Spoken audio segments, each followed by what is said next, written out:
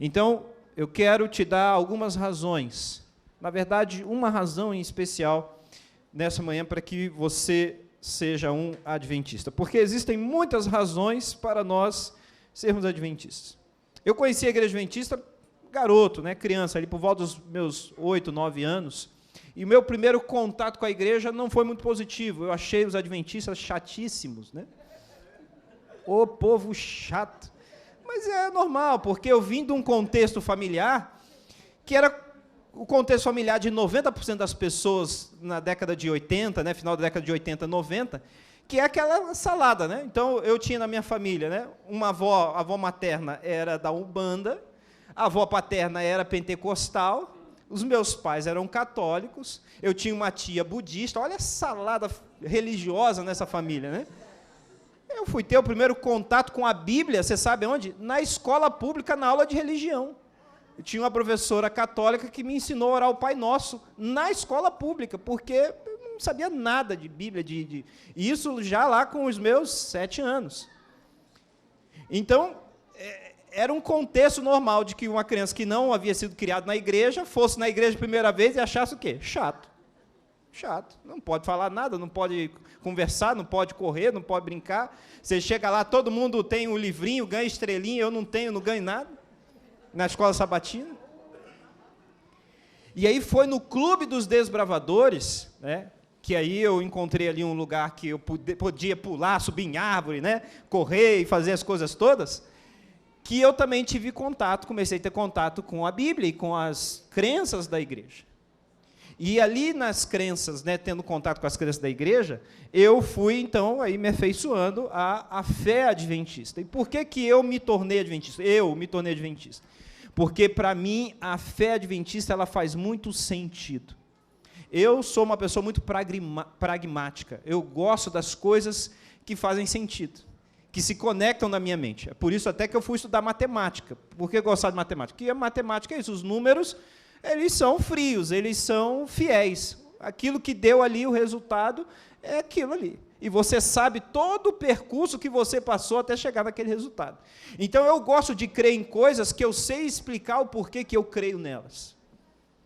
E isso fez toda a diferença para mim dentro da fé adventista. Mas isso foi comigo, essa é a minha experiência. E cada um tem a sua própria experiência na fé. Mas, independente, né, das razões que tenham te trazido até aqui nessa manhã, existem muitas outras razões para que eu seja um adventista. Primeiro, porque essa é uma igreja organizada. Nós estamos em mais de 200 países no mundo.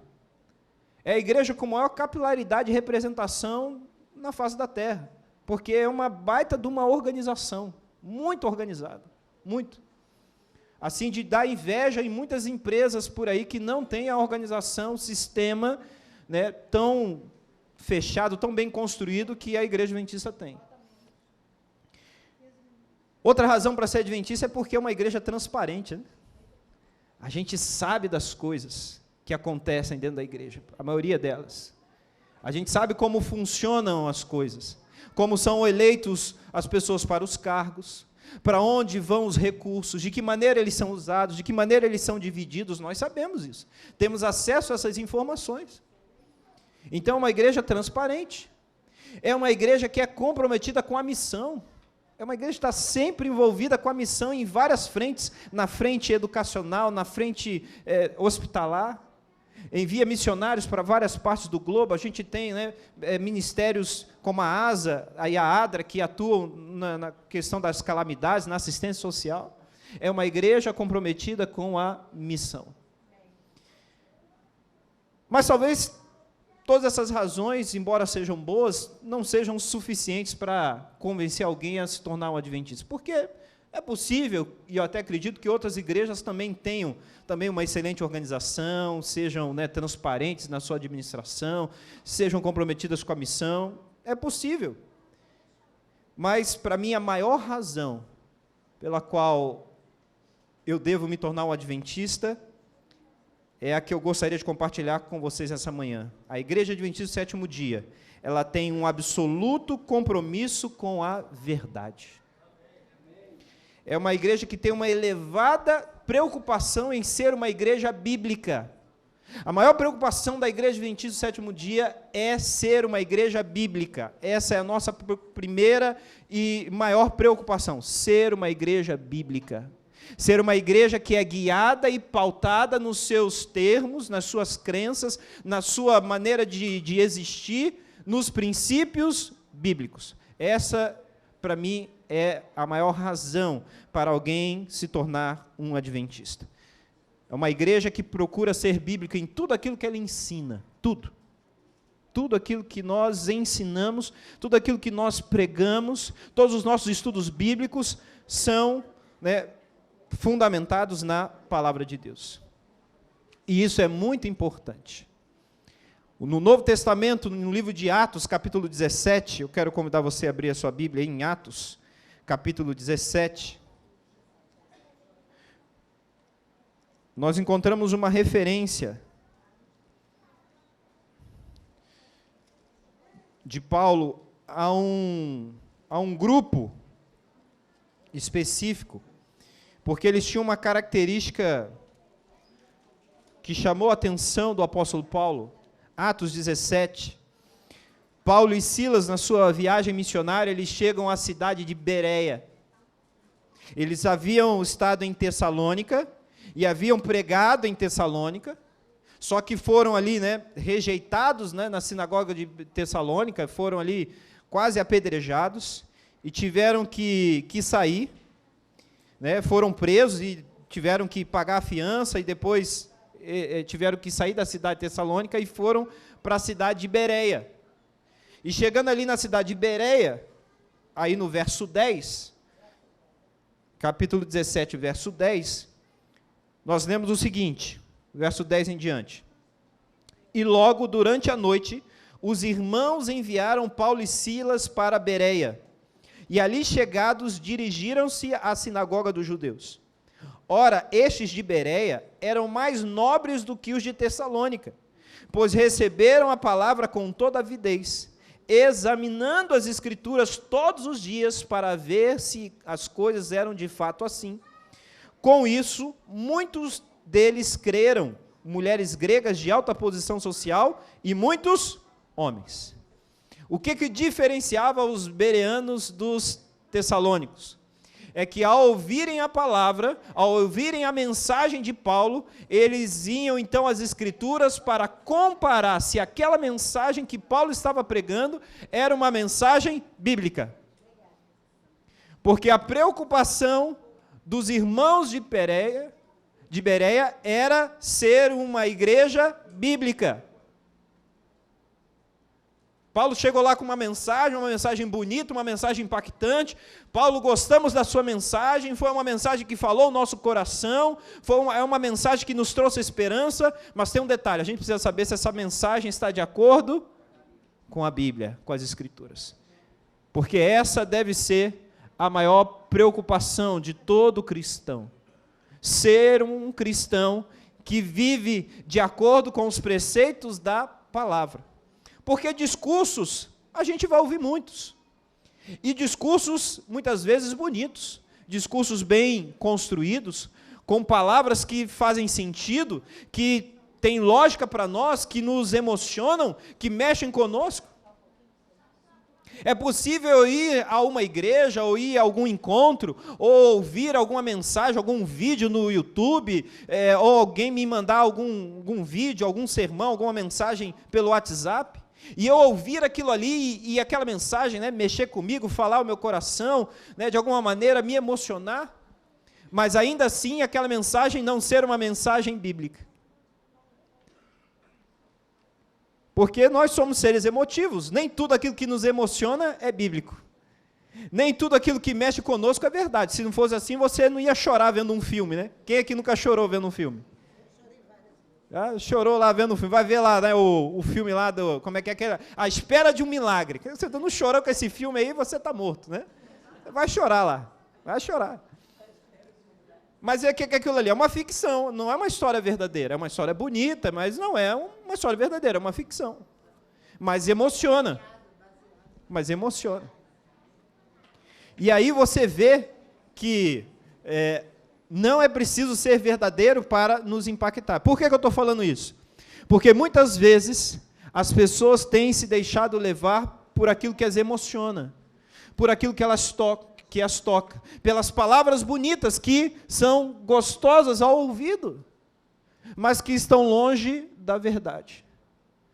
Queridos, como cristãos, e especialmente como adventistas do sétimo dia, o nosso compromisso maior é com a verdade. É com a verdade. Diferente dos judeus de Tessalônica, os judeus de Bereia ouviram a mensagem, compararam com as Escrituras, e por vários dias eles se debruçaram sobre a Bíblia para estudar. Aí no final eles concluíram: está certo, Paulo, a tua mensagem está de acordo com as Escrituras? E aí o que diz o texto? Então muitos se converteram, inclusive gente poderosa, gente de dinheiro, mulheres poderosas gregas se converteram, porque gente que nem era judeu se converteu com a mensagem, porque ela estava fundamentada na palavra, na verdade. Então esse, queridos, é o nosso maior compromisso como igreja, um compromisso que é inegociável, Mas como que isso foi construído, né, dentro da igreja adventista? Como que a igreja adventista desenvolveu o seu corpo de crenças fundamentais? E, não está passando aqui, vê aí para mim, aí, pessoal do som, por favor, não está passando. Não sei se conectou aí.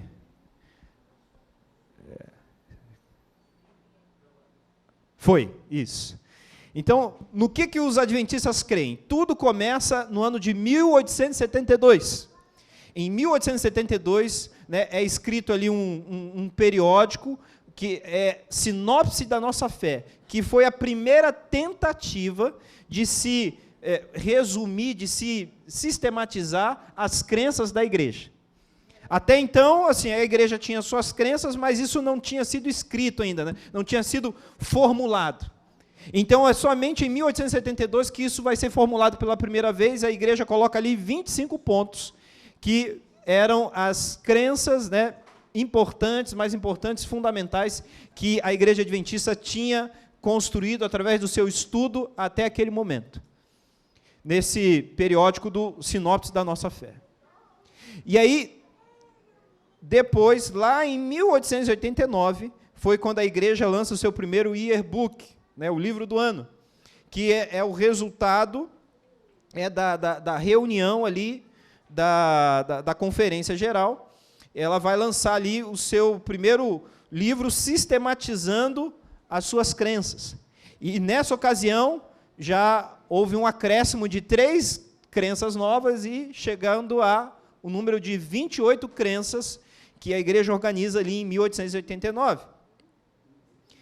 Em 1931, então, novamente a igreja se reúne para revisar as crenças. Vamos ver se aquilo que a gente estava crendo no passado se mantém, se houve nova luz, se houve uma nova compreensão, se a gente avançou, né, em algum ponto. E em 1931 é lançado um outro yearbook, um outro livro do ano, e agora eles reduziram o número de pontos, de crenças, para 22. Fizeram uma revisão, né, tiraram algumas coisas que achavam que não estavam adequadas e terminaram com 22 crenças. E aí vem o ano de 1980, que é um ano de crise para a igreja adventista, né? Acontece uma crise. 2 membros, né, da igreja, Desmond Ford e Robert Bismarck, eles então levantam questionamentos sobre a doutrina adventista do santuário. Desmond Ford e Robert, eles começam então a levar questionamentos sobre a maneira como a igreja adventista interpreta, né, a doutrina do santuário. E trazendo questionamentos que a igreja julgou serem questionamentos pertinentes, questionamentos que de fato colocavam em dúvida a fé adventista, que estremeciam a fé adventista. E agora? A gente precisa responder essas perguntas. E aí o que a igreja fez? A igreja então chamou os teólogos, os principais teólogos da igreja, os reuniu e foram estudar a Bíblia. Vamos estudar. Vamos tentar entender melhor essa doutrina. para que a gente possa responder esses questionamentos, que são questionamentos pertinentes com relação à nossa fé. A gente não tem que ficar bravo, né, ou ter medo quando colocam a nossa fé sobre questão. A Igreja Adventista não tem medo disso, de expor suas crenças e de ser questionado, porque o questionamento nos leva ao crescimento. Quando vem a crise, quando a fé é estremecida, quando a fé é abalada, é então a oportunidade que a gente tem de buscar uma compreensão maior e fortalecer a nossa fé, ou então mudar o nosso pensamento. Se a gente estiver errado, a gente vai mudar. Se a gente estiver certo, aquilo só vai fortalecer a nossa crença. E aí, em 1980, lá em Dallas, na cidade de Dallas, né, houve essa reunião. A igreja reuniu esse grupo de teólogos para preparar uma resposta, e essa resposta veio. E essa resposta foi colocada num livro. Esse livro aqui. O livro Nisto Cremos. É um livro que contém todas as crenças fundamentais da Igreja Adventista, que na ocasião, em 1980, foram fechadas ali em 27 crenças fundamentais. E foram colocadas aqui nesse livro, e se você não conhece esse livro, se você nunca leu esse livro, eu aconselho você a buscar, você vai encontrar em PDF na internet, se você não tiver como comprar, você pode ler gratuitamente na internet, mas é fundamental que você conheça, né, qual foi o resultado do estudo desse grupo de teólogos, que veio para responder as perguntas e responderam, e no final, qual foi a conclusão que eles chegaram? Não, a nossa fé, nossa doutrina no santuário, ela está correta. E nós temos aqui, né, esses textos que corroboram a nossa fé. E aí, 1980. Aí chegou em 2005, se reuniu novamente a Conferência Geral lá em St. Louis, nos Estados Unidos, e eles falaram, olha, precisamos rever nossas crenças, vamos avaliar. E aí foi incluída mais uma crença, que até então era 27, e foi incluída a 28ª em 2005, que fala a respeito do crescimento em Cristo. A ideia de que uma pessoa, ao entregar a vida a Jesus, ao se batizar, entregar a vida a Jesus, ela fecha, então, agora a porta para a antiga vida, para a ação maligna, e agora ela vai se desenvolver na fé ao lado de Cristo. Essa é a 28ª que foi. Então, assim foi construído o corpo, o bojo de crenças fundamentais da Igreja Adventista. Você percebe que é fruto de um desenvolvimento de anos, de investigação, de questionamentos, de estudos da Bíblia. Não foi um homem ou uma mulher que se levantou e disse, olha, nós vamos seguir esses pontos aqui. Nós cremos dessa forma e todos têm que seguir assim. Não. Muito estudo, muita oração, muitas pessoas que buscaram e pesquisaram e continuam ainda buscando e ensinando. E hoje a igreja ensina 28 crenças fundamentais. Porque a Igreja Adventista é uma igreja preocupada com a sua pregação, em ter uma pregação bíblica, em ensinar a Bíblia. E falando a respeito das 28 crenças, né? Então, olha, diz aqui, olha, sobre o adventismo e o compromisso com a verdade. Essas revisões que foram feitas ao longo do tempo, né, da expressão do pensamento doutrinário adventista, não representam uma mudança na crença, mas ajustes na declaração que resume e sistematiza o que acreditamos. Não é que assim mudou tudo, mas às vezes é necessário se fazerem alguns ajustes na nossa crença, para que ela esteja adequada ao tempo, ao contexto, à cultura em que ela está inserida. Nós estamos falando de uma igreja mundial que está presente em mais de 200 países. Lugares que têm pensamentos completamente diferentes, culturas completamente diferentes, a maneira de se relacionar completamente diferente. A gente sabe que tem países, por exemplo, que as mulheres não têm voz, não têm direitos, né, garantidos, mas a igreja está lá, está presente lá também, e tem que lidar com essa cultura. Lugares onde há predomínio, né, das religiões orientais, onde há animismo, ocultismo, e a igreja está presente lá também, que é, às vezes, na forma de uma universidade, de uma escola, de um hospital. Então, esse sistema de crenças, ele precisa abarcar a igreja no mundo todo. E aí um um exemplo, né, disso aí, antes disso, antes de falar desse exemplo, então, é importante frisar o seguinte, a igreja adventista, ela entende crença como sendo algo diferente de doutrina. Doutrina é uma coisa, crença é outra. É por isso que a gente não tem 28 doutrinas, mas 28 crenças fundamentais. Por quê? Porque as doutrinas são bíblicas, as doutrinas são imutáveis. A doutrina é a verdade, e a verdade sempre será a verdade. A verdade não é uma hoje e outra amanhã. A verdade, tal qual está na Bíblia, é eterna, é a mesma. As doutrinas estão na Bíblia. As crenças, o que são as crenças então? As crenças é a maneira como nós interpretamos as doutrinas bíblicas. Entendeu? É o entendimento que nós vamos ter a respeito das doutrinas. E esse entendimento, ele sim é variável. Ele sim pode mudar com o tempo. Porque a compreensão da verdade, ela é progressiva. A verdade não é progressiva. A verdade, ela está aqui, já tudo reveladinho aqui. Pode ter coisa que a gente não entende ainda, mas se a gente continuar estudando e buscando, uma hora a gente vai entender, porque essa luz ela vai brilhando cada vez mais até se tornar dia perfeito. É o que diz lá em Provérbios. A vereda do justo, né? É como a luz da aurora, que brilha cada vez mais até se tornar dia perfeito. Então, é por isso, né, que esse livro aqui, o Nisto Cremos, ele é um livro que está sendo revisado e atualizado constantemente. A cada 5 anos, a liderança mundial da Igreja Adventista, que é a conferência geral que tem a sede lá nos Estados Unidos, ela se reúne a cada 5 anos. E aí, o que eles fazem? Vão investigar as crenças. E aí, a gente ainda está atual? Né? A linguagem ainda está adequada? Tem coisa nova que a gente tem descoberto? Né? Ou mudou alguma coisa? De cada 5 anos há uma revisão. Irmãos, deixa eu te perguntar, que igreja que você conhece que faz isso? Que tem essa preocupação em manter uma mensagem atualizada e bíblica. Que igreja faz isso, irmãos? Que igreja que você acha que se preocupa assim tanto com a sua pregação bíblica? Se a sua pregação está de acordo com a Bíblia ou não, se a sua pregação está atualizada ou desatualizada? Que igreja se preocupa com isso? A Igreja Adventista, ela tem esse compromisso fundamental com a Bíblia. E aí eu quero dar alguns exemplos históricos para vocês. Tiago White, né, foi um dos primeiros pastores da Igreja Adventista. Uriah Smith, ou Smith, se você preferir, foi considerado o primeiro teólogo da Igreja Adventista. E John Loughborough, ele também foi um grande nome ali, um dos pioneiros da igreja. Você sabe o que eles tinham em comum? Nenhum deles acreditava na Trindade. Não acreditavam na Trindade. Lá no começo, nos primórdios da Igreja Adventista, né, eles não criam na Trindade. Eles não compreendiam, né, como nós entendemos hoje, a doutrina da Trindade.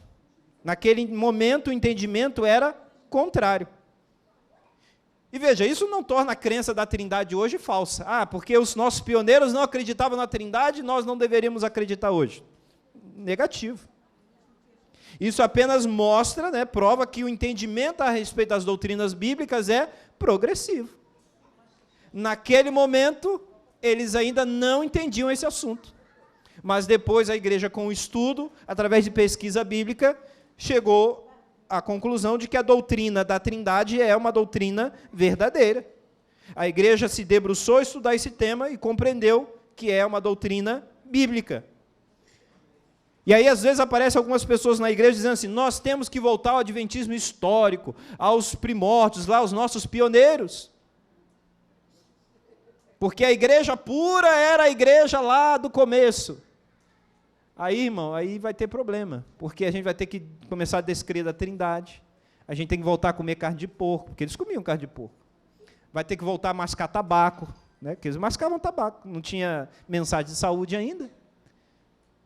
A gente vai ter que voltar a fazer tudo o que eles faziam. Regredir na fé de maneira alguma, porque nós avançamos na nossa compreensão bíblica. Então, nós não podemos voltar e descrer da Trindade e voltar a fazer as coisas que nós já temos o conhecimento que não são da vontade de Deus. A verdade sempre será verdade, mas a compreensão da igreja ela é progressiva. Com o tempo, a igreja estudou e avançou nesses temas. Esse texto está aqui no prefácio do livro Nisto Cremos, e diz assim, ó, na medida em que estudamos as Escrituras, nós adquirimos uma compreensão cada vez mais ampla das verdades bíblicas, mas a realidade delas ainda vai muito além da nossa compreensão. Por isso dizemos que o nosso entendimento é parcial e progressivo. Então veja, a Igreja Adventista, ela reconhece que o nosso entendimento a respeito das verdades bíblicas, ele nem é completo, ele é parcial. A gente tem que ter a humildade, irmãos, para entender que na Bíblia existem tesouros que a gente ainda não conseguiu chegar. Sabe lá a história do petróleo, né, do pré-sal, né, que está tão fundo que teve um tempo que hoje já consegue extrair, mas houve um tempo que sabia-se que tinha o petróleo, mas não tinha maquinário, não tinha tecnologia para conseguir extrair. E aí teve que esperar, né, a tecnologia avançar, né, construir um robô, máquina, uma broca para furar e conseguir chegar lá. É assim com a Bíblia. Existem verdades, compreensões profundas que a gente ainda não alcança, que ainda é mais amplo do que a que a gente consegue encontrar. A gente não pode dizer, não, nós temos 28 crenças fundamentais e nós já sabemos tudo que tem para saber a respeito da Bíblia e da teologia. Nada. É tolice dizer uma coisa dessa, porque nós precisamos ter a humildade de reconhecer de que o nosso conhecimento é limitado, embora ele seja bíblico. E há sempre margem para avanço, para crescimento, para o desenvolvimento da fé. Então, a gente precisa entender o que ele está dizendo aqui, que os adventistas também não inventaram a teologia. A gente não inventou, não, as coisas, nós somos os grandes descobridores, né, da teologia. Muitas das nossas crenças, irmãos, foram herdadas de outros movimentos. Com quem que a gente aprendeu a respeito do sábado? Hã? Não. Os batistas do sétimo dia, que já guardavam o sábado muito antes de existir a Igreja Adventista. Eles estavam lá guardando o sábado. É aí, uma irmã batista do sétimo dia, né, Raquel Oates, ela tem contato, né, com o José Bates, que era um pioneiro da igreja, e fala do sábado para ele. Fala, isso está na Bíblia. Está na Bíblia? Tá, então vamos estudar a Bíblia. E aí, a igreja estudou a Bíblia e disse, é mesmo, essa doutrina está na Bíblia mesmo. O sábado é o dia do Senhor. Exatamente, no começo, né, eles tinham ali, mas depois que se reuniam e estudavam, todos concluíam, é isso, então nós vamos agora fechar essa doutrina aí, o sábado. Então não foram os adventistas que inventaram o sábado, a gente herdou isso de outros. A doutrina, né, a crença da Trindade, a gente herdou, sabe de quem? Os católicos, que já tinham desenvolvido essa crença na Trindade muito antes de nós, e já explicavam isso. E aí a gente pegou essa crença e falou, será que isso é verdade? Vamos olhar na Bíblia, como os bereanos fizeram. Não, é verdade. Existe Pai, Filho e Espírito Santo, 3 pessoas que são Deus e coeternas estão ali, a divindade, a Trindade. Outra crença que nós herdamos, o batismo por imersão. De quem que a gente herdou o batismo por imersão? Dos batistas, velho. É a especialidade deles. O batismo por imersão veio dos batistas. E a santificação, a crença da santificação. Você sabe de quem que a gente herdou?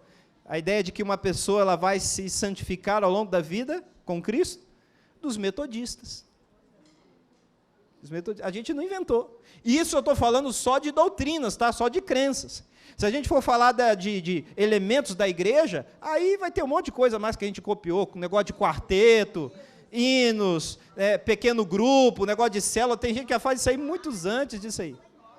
Várias coisas que foram aí herdadas, porque nós nos tornamos, então, herdeiros aí dessa mensagem. Agora, vão ter algumas crenças que são essencialmente adventistas, por exemplo, né, a crença do santuário, a doutrina do santuário é uma crença essencialmente adventista. A reforma de saúde é uma crença essencialmente adventista. Né? A ideia, né, o dom profético é uma crença essencialmente adventista, que são crenças nascidas dentro do Adventismo, mas várias outras nós herdamos. A própria doutrina da justificação pela fé, que é uma doutrina bíblica, a compreensão adventista a respeito dessa doutrina teve que evoluir. Até 1888, a igreja não cria na justificação pela fé como nós cremos hoje. E teve que vir ali uma crise, uma discussão. Deus levantou homens no meio da igreja que questionaram essa doutrina e falaram, a gente está com um pensamento muito legalista. Até então eles acreditavam muito, né, na salvação pela lei, e aí vamos estudar e falaram, não, a justificação é pela fé. E aí foram entender essa doutrina de maneira correta, só em 1888, lá na Assembleia de Minneapolis. É impressionante como as crises ajudam a nossa igreja, né? E eu quero agora, já caminhando para a parte final da mensagem, citar um outro exemplo, que eu acho muito mais emblemático do que o exemplo da Trindade, para mostrar para você o quanto que essa igreja é uma igreja comprometida com a verdade. O quanto que essa igreja é uma igreja que está constantemente buscando viver e pregar aquilo que é correto. Aí no livro Nisso Cremos também diz ali, né, escrevemos esse livro com a consciência de que nossa dívida para com as ricas verdades bíblicas que recebemos da igreja cristã ao longo da história, cuja compreensão sucessiva de nova luz conduziu a igreja em direção ao entendimento mais amplo do caráter de Deus, e reconhecemos que esse entendimento é sempre progressivo. E aí cita ali o texto de Provérbios 4:18, que nós falamos aqui. Então, no próprio livro Nisso Cremos, está escrito que nós não somos os inventores da teologia. Nós herdamos isso de outros irmãos, de outras igrejas, né, e temos, então, reunido e sistematizado isso, fundamentado nas Escrituras. Mas o outro exemplo que eu quero estudar com vocês é esse exemplo aí, de Apocalipse 13, verso 18. O texto está ali na tela, né? O que diz Apocalipse 13, verso 18? Aqui está a sabedoria. Aquele que tem entendimento, calcule o número da besta, pois o é número de homem. Ora, esse número é 666. E pense num texto, né, para causar, né, problema e discussão, né, nos meios cristãos, teológicos, né, uma questão que atrai a atenção das pessoas. Como que a gente pode identificar o número 666? E aí o pessoal faz filme, né? Faz filme de terror e fala de marca disso, né? Tem gente que, se chegar no apartamento 666, não entra nesse apartamento, que é apartamento do coisa ruim, né? O pessoal tem essas coisas aí, né? Viu a placa do carro 666, vende esse carro, né? E tem o 333 também, que é o meio besta, né?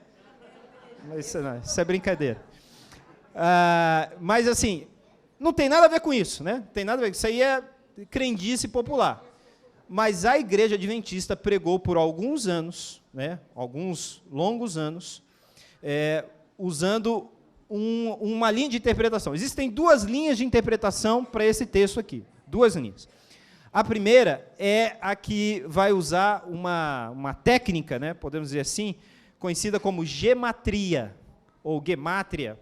Alguns dizem gemátria, outros dizem gematria, que vai conferir um valor numérico a cada letra. Sabe aquela história do algarismo romanos, né? Que tem, cada letra tem um número, né? Um número. Então, isso é gematria, né? Isso vem desde o judaísmo, né? Tem esse costume aí da gematria e outros povos também. E aí você vai somando as letras e elas vão dar um resultado, vai dar um número, né? Dentro da matemática. A Bíblia tem essa questão de números, às vezes, né?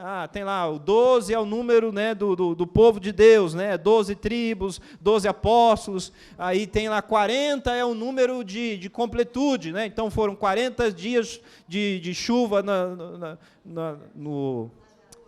arca, né? Aí Jesus ficou 40 dias no deserto, 40 anos o povo vagando. Então 40 é o número assim de completude, 7 é o número de Deus, o número da perfeição. Tem essas coisas na Bíblia. Então, o pessoal da gematria, eles olham para o texto aí de Apocalipse 18, 13, 18, e usavam a gematria. E aí surge o famoso Vicarius Filii Dei. Vicarius Filii Dei, que em latim, né, vai significar vigário, filho de Deus. E esse termo era atribuído ao Papa. né? Acreditava que esse termo era atribuído ao Papa, o vicário, filho de Deus, vicário filii Dei. E aí, quando usavam a gemátria, ou a gematria em vicários filii Dei, quando faziam ali a soma, qual era o resultado da soma? 666. Está vendo aí? O Papa é a besta. Esse era o cálculo. Por muitos anos, a igreja ensinou dessa forma. Mas também já tem bastante tempo que a igreja diz que não é dessa forma. Desde 1980, a igreja ensina que não, mas até hoje muita gente fala isso. Acaba usando esse argumento aí. Essa interpretação ela foi praticada por um tempo, mas ela já sumiu. Mas de onde surgiu essa interpretação? De onde veio isso? Uri Smith, que foi, como eu disse, já citei antes, o primeiro teólogo da Igreja Adventista, ele escreveu um livro, né, As Profecias do Apocalipse, em 2014, página 214, ele diz lá, né, As Profecias do Apocalipse, página 214, ele escreveu esse livro, e ele diz ali, afirma no livro dele, a expressão mais plausível, que ao nosso ver sugere o número da besta, é um dos títulos aplicados ao Papa de Roma, e é o seguinte: Vicarius Filii Dei, substituto do Filho de Deus. Então, dentro do meio adventista, isso surge com quem? Uri Smith. Uri Smith, ele, na época dele lá, né, nos primórdios da igreja, chega a essa conclusão e coloca essa ideia num livro. E ele não estava sozinho, né? J.N. Andrews, que foi o primeiro missionário da igreja adventista, né?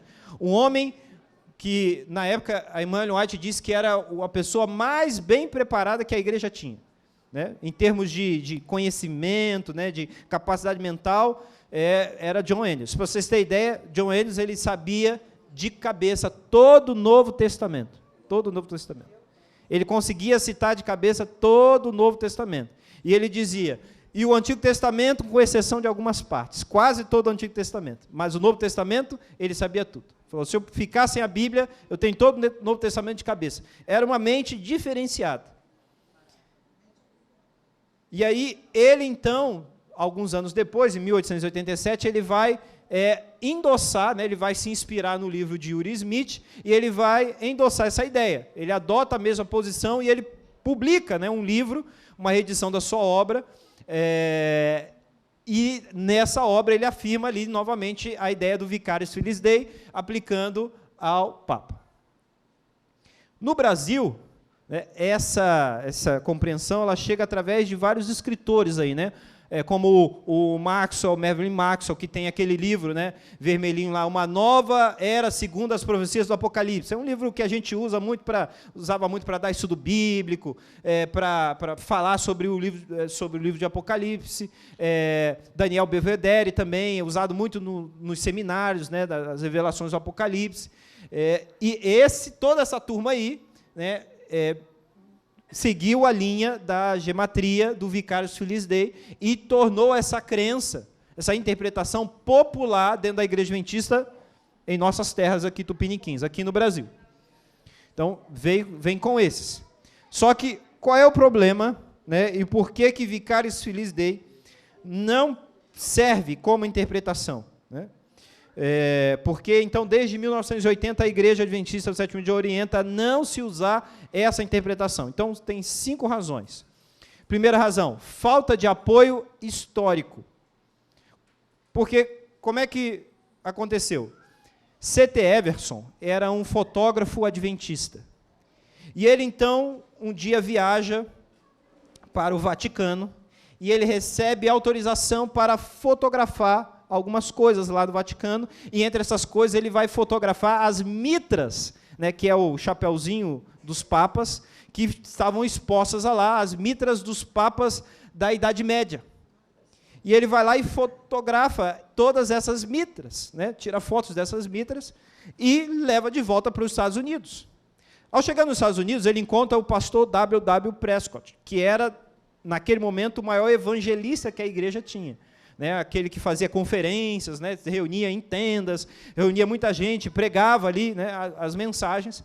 E aí, o que Prescott fez? Ele pegou as fotos das mitras que Everson havia tirado e começou a usar nos seus evangelismos, dizendo, olha aqui a mitra do Papa, né, e falando, né, do livro de Apocalipse, pregando, usando ali como exemplo a mitra do Papa.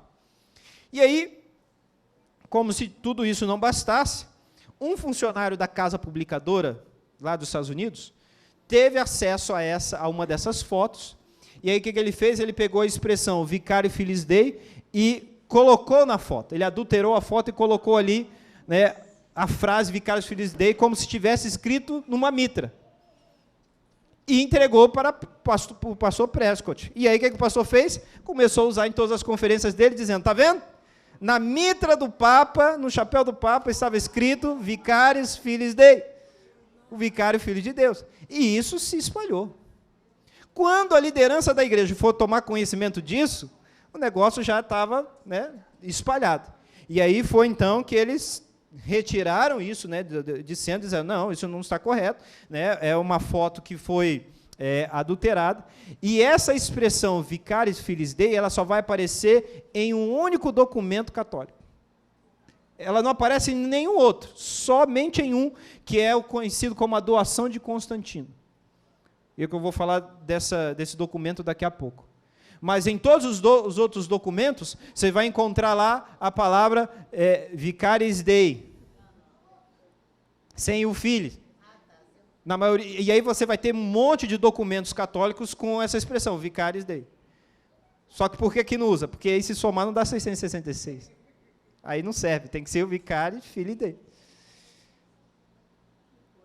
Falta de apoio histórico. Não há apoio histórico, é uma inverdade, é uma mentira, né? Uma fake news que foi criada. Outra coisa, por que não pode ser usado? Porque é uma violência à língua original. Em que língua foi escrito o Novo Testamento, irmãos? Vocês são estudiosos aí. Em grego. E Vicarius Filii Dei é grego? É latim. O que tem a ver eu vou usar um termo latim para interpretar um texto que foi escrito em grego? O Apocalipse foi escrito em grego, não dá para usar uma outra língua, o latim, para interpretar. Não faz sentido. É igual eu querer usar as regras da língua portuguesa para tentar interpretar a Bíblia, né? Aí tem lá o texto lá do ladrão na cruz, né? Em verdade te digo hoje, aí então tem que botar vírgula. Onde é que eu boto a vírgula? Em verdade te digo hoje, vírgula, que estarás comigo no paraíso, ou verdade te digo, vírgula, hoje estará comigo no paraíso. A vírgula eu posso botar onde eu quiser. O grego não tinha vírgula. Então esse argumento não serve, porque eu não posso usar uma outra língua para interpretar algo que foi escrito, né, na língua original. Terceira razão, há uma aplicação indevida da gematria, né? A contagem dos valores numéricos presentes nas letras de uma palavra não era uma prática latina costumeira, não tinha o costume de fazer isso. A gematria não era usada pelos romanos. Mesmo no seu uso corriqueiro, sempre se partia do nome para o número, e nunca do número para o nome. Então fizeram o caminho contrário, né? Partiram do número para achar o nome. E não era assim que a gematria era aplicada. Quarta razão, há um equívoco do título. O título, como eu falei, o título historicamente atribuído ao Papa não seria a forma longa, Vicarius Filis Dei, ou apenas Vicarius Dei, ou Vicarius Christi. Só que aí não dá os 666.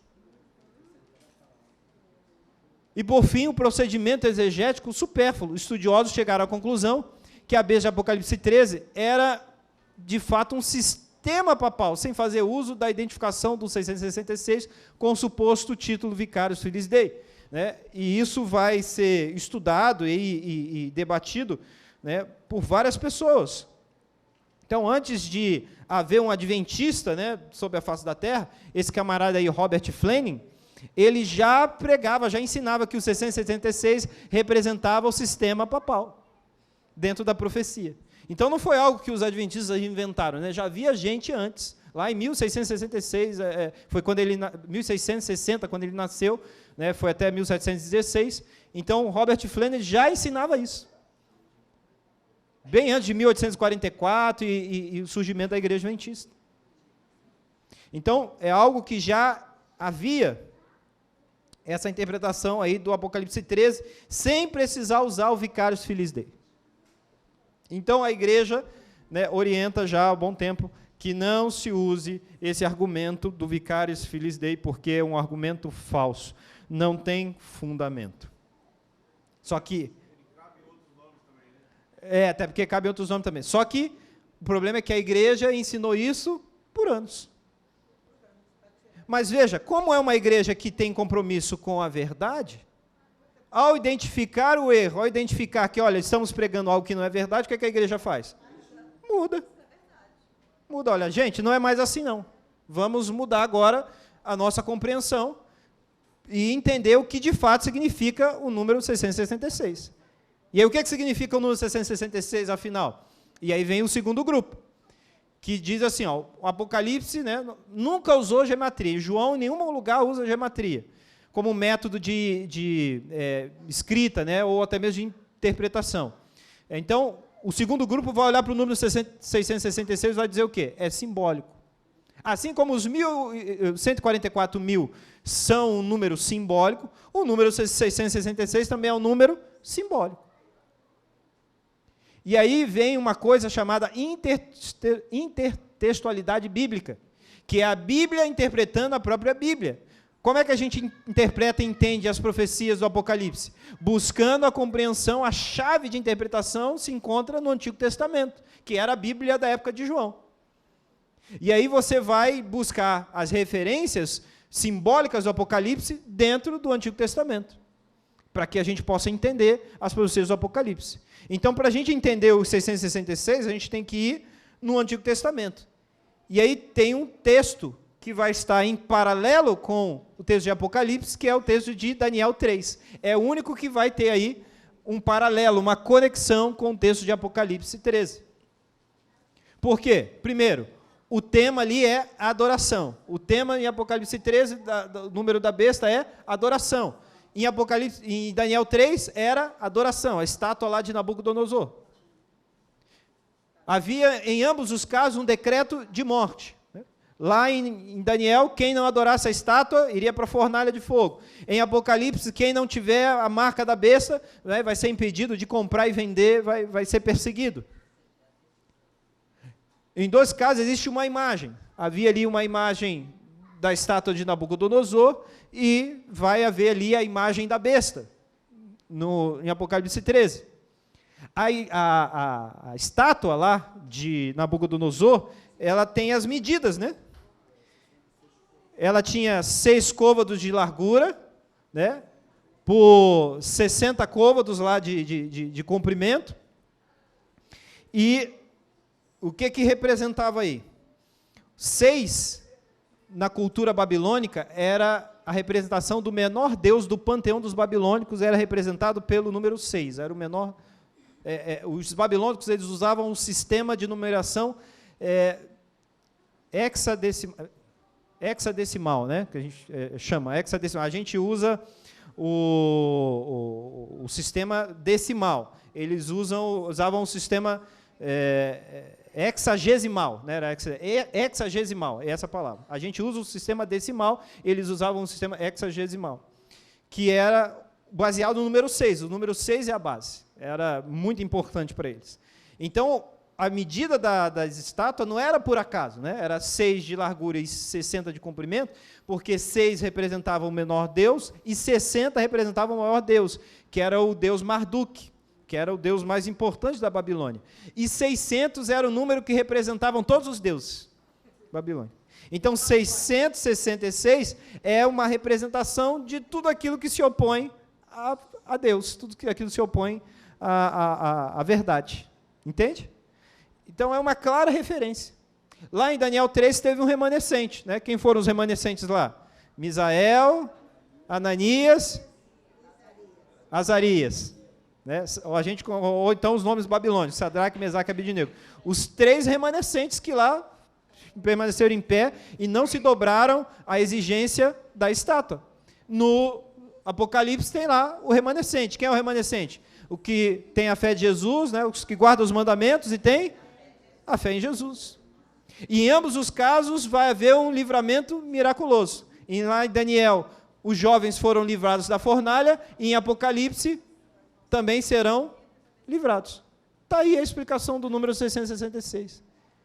O que representa o número 666? A mesma coisa que Nabucodonosor e Daniel representaram, Nabucodonosor e os babilônicos representaram para o povo de Deus lá em Daniel. Uma ameaça.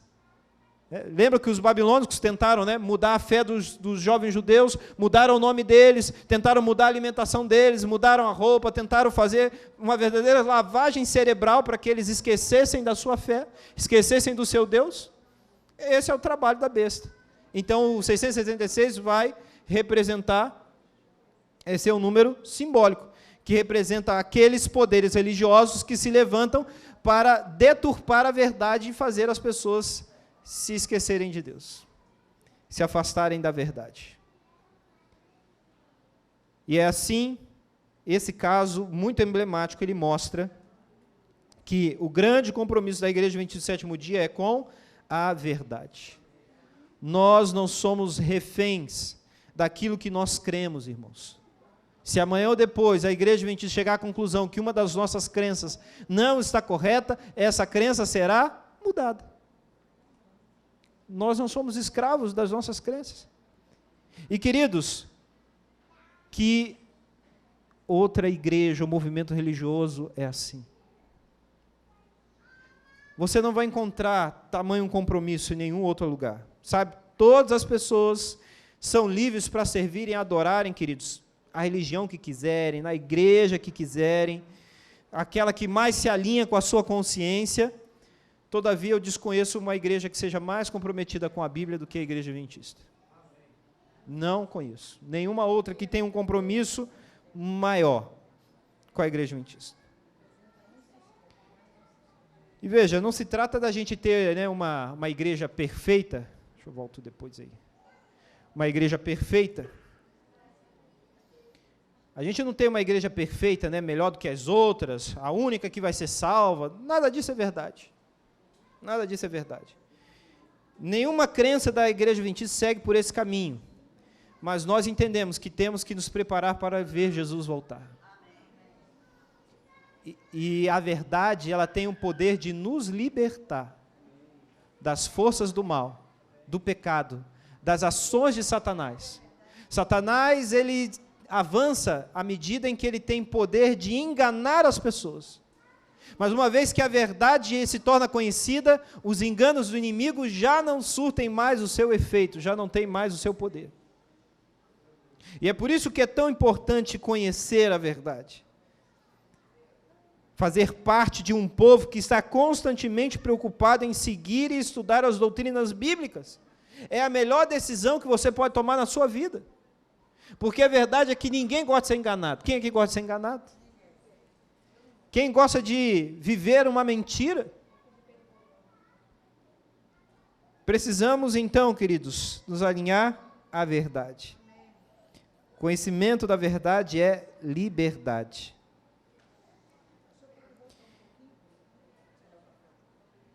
Voltar aqui, Daniel? Aqui. Mas eu quero então fazer um apelo para você nessa manhã. Fazer um apelo de Deus ao seu coração, e nós vamos depois ouvir aqui um louvor e orar para a gente ir para casa e se preparar para logo mais.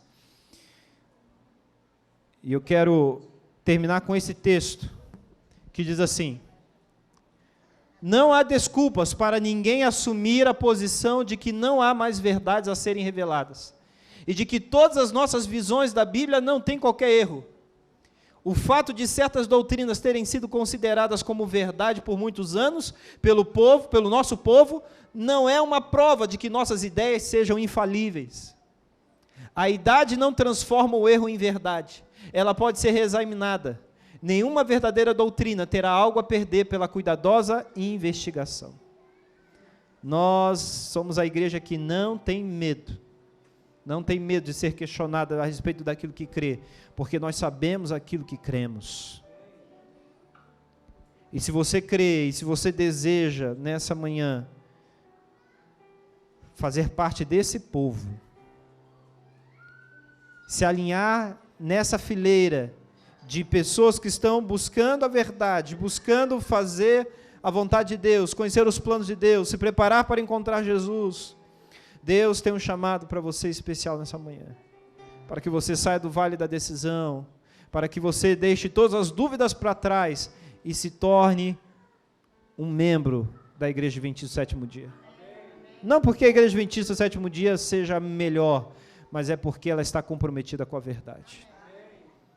Não porque a Igreja Adventista seja infalível, mas é porque ela tem humildade para reconhecer os seus erros quando erra e busca acertar conforme a vontade de Deus.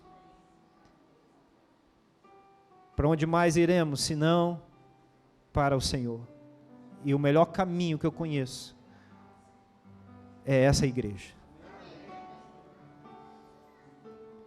Nós vamos ouvir agora um louvor, uma música que diz que há lugar para você aqui conosco, tem lugar à mesa, tem lugar para você nesse barco, tem lugar para você nessa igreja.